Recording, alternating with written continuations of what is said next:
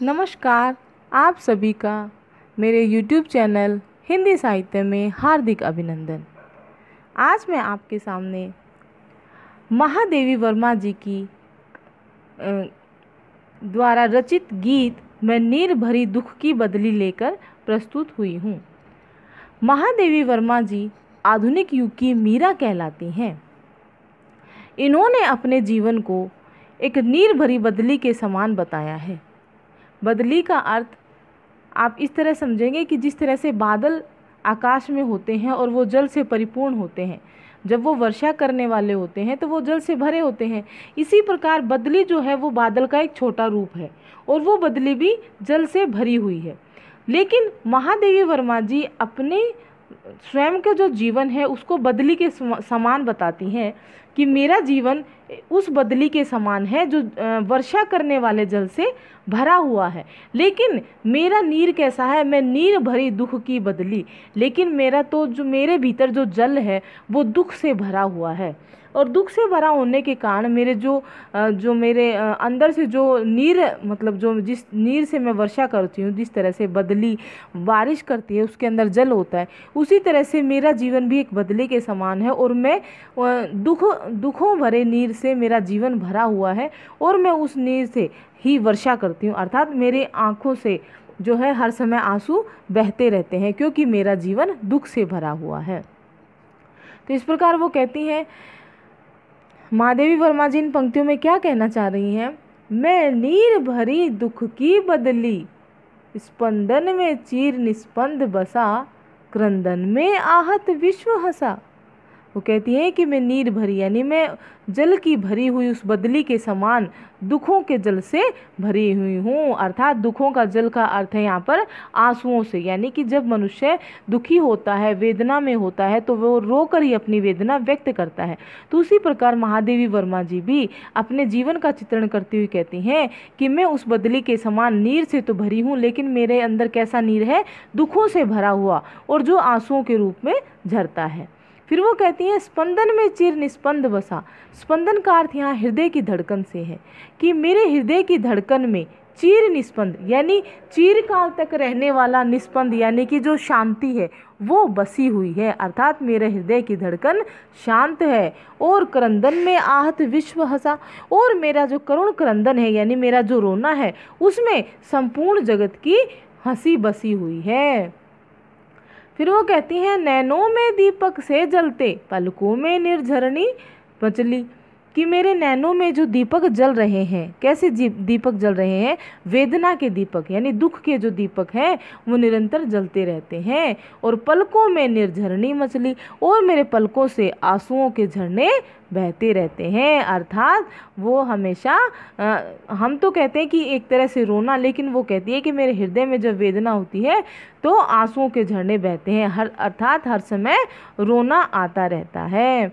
फिर वो कहती हैं, मेरा पग पग संगीत भरा, श्वासों से स्वपन पराग झरा, कि मेरा जो जीवन है उसमें पग पग पर दुख और दर्द से भरे हुए गीत हैं। मेरा संगीत से भरा हुआ मेरे जीवन का पथ है, ठीक है। और श्वासों से स्वपन पराग झरा, और मेरी श्वासों में मेरी जो सांसें जो मैं लेती हूँ उन सांसों में मेरी जो स्वपन रूपी पराग है वो झर रहा है। अर्थात मैं ऐसी दुख की बदली हूँ जिसकी आभा आकाश में चारों तरफ फैली हुई है। फिर वो कहती हैं, नभ के नव रंग बुनते दुकुल, छाया में मलय बयार पली। नभ के नवरंग यानी आकाश में जो इंद्रधनुष छाया रहता है, तो उस इंद्रधनुष के जो 7 रंग होते हैं, वो कहती हैं आकाश के नए नए रंगों से, अर्थात इंद्रधनुष के 7 रंगों से मेरे दुकुल बुनते, अर्थात मेरा जो रेशमी वस्त्र है, वो दुकुल का अर्थ यहाँ रेशमी वस्त्र से है, मेरा जो रेशमी वस्त्र है वो उन नए नए इंद्रधनुष के रंगों से बुना हुआ है। और छाया में, और मेरी छाया में क्या हो रहा है, मलय बयार यानी मलय पर्वत से चलने वाली जो हवा है, जो बयार है, वो पली, वो चलती रहती है। इस प्रकार कवयित्री ने अपनी वेदना जो है व्यक्त की है और स्वयं को इस वेदना की एकाकी अनुभूति वो करती हुई बताई है। भावार्थ में आप लिखेंगे कि इन पंक्तियों के माध्यम से महादेवी वर्मा जी ने नारी हृदय की वेदना, करुणा का मार्मिक चित्रण किया है।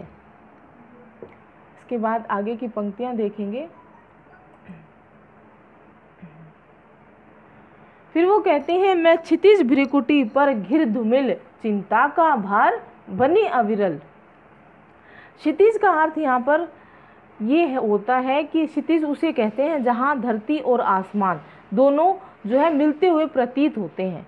तो वो कहती हैं, मैं क्षितिज भ्रिकुटी पर घिर धूमिल, मैं जिस प्रकार से वो कहती हैं, जिस प्रकार बोहों पर जो हमारी ये आईब्रोज होती हैं, जो हमारी आंखों के ऊपर ये बोहें होती हैं, इन पर चिंता की लकीरें बनी रहती हैं। और वो कहते हैं कि उसी प्रकार मैं भी धरती और आकाश के बीच में क्षितिज भ्रिकुटी पर धूमिल से घिर, यानी धूमिल रूप से कुछ घिरी हुई सी मैं अश्रुसिक्त बनी रहती हूँ, यानी मैं हर समय मेरी आंखों से आंसू बहते रहते हैं। और चिंता का भार बनी अविरल, और चिंता का भार यानी चिंता की जो भार है वो हमेशा अविरल यानी लगातार मेरे माथे पर वो चिंता की रेखाएं बनी रहती हैं। फिर वो कहती हैं, रजकण पर जलकण हो बरसी, नवजीवन अंकुर बन निकली। रजकण यानी कि धूल के कणों में, मैं धूल के कणों पर जल की बिंदु के रूप में जलकण हो बरसी, जल की बिंदु के रूप में बरस कर क्या करती हूँ, नवजीवन अंकुर बन निकली, नए जीवन रूपी अंकुर की तरह उत्पन्न हो जाती हूँ। जिस तरह से मिट्टी में पानी की बूंदें जब गिरती हैं तो उसके अंदर कोई बीज होता है तो वो उसका एक पौधा बन जाता है उस पानी के प्रभाव से। तो वो यही कह रही हैं कि मैं धूल के कणों पर जल की बिंदु के रूप में बरसकर नए जीवन के अंकुर बनकर निकलती हूँ। पथ कौन मलिन करता आना, पद चिन्ह न दे जाता जाना। फिर वो कहती हैं कि मेरा जब इस संसार में आगमन होता है तो मेरे उस पथ को मलिन होता, मेरे उस पथ को कोई मलिन नहीं करता है, और ना ही पद चिन्ह न दे जाता जाना, और ना ही कोई उस पथ पर आता हुआ दिखाई देता है, अर्थात उसके कोई पद चिन्ह नहीं बन पाता है। सुधी तेरे आगम की जग में, सुध की सिहरन हो अंत खिली। फिर वो कहते हैं कि मुझे इस संसार में आने की सुध रहती है, मतलब मैं जब इस संसार में हूँ तो मेरे अंदर चेतना व्याप्त है, अर्थात मुझे पूरी तरह से जो है मैं चेतन अवस्था में हूँ कि मैं इस संसार में हूँ।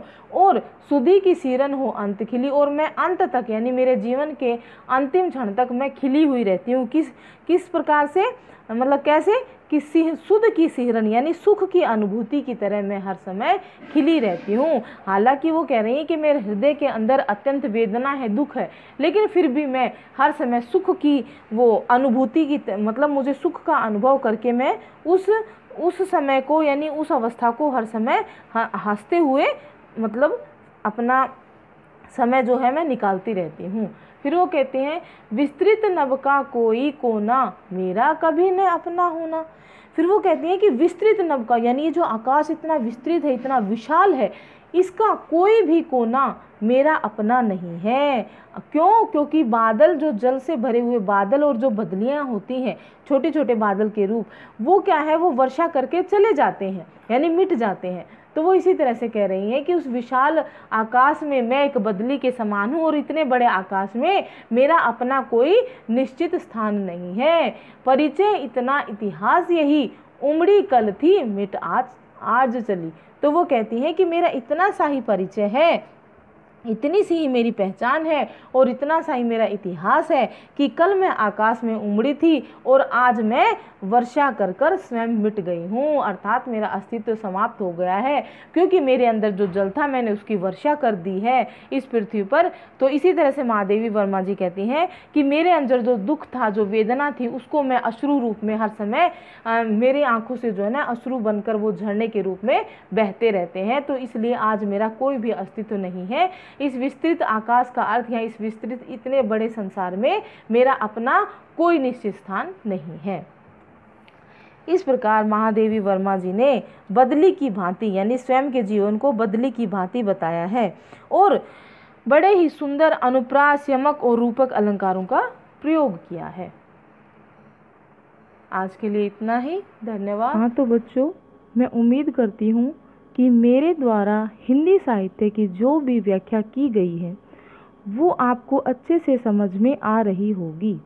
इसलिए आप मेरी वीडियोस को आपके जितने भी सहपाठी हैं, विद्यार्थी मित्र हैं, उनके साथ शेयर करें और इसी तरह की मेरी एजुकेशनल वीडियोस से अपडेट्स होने के लिए मेरे चैनल को सब्सक्राइब करें। Thank you.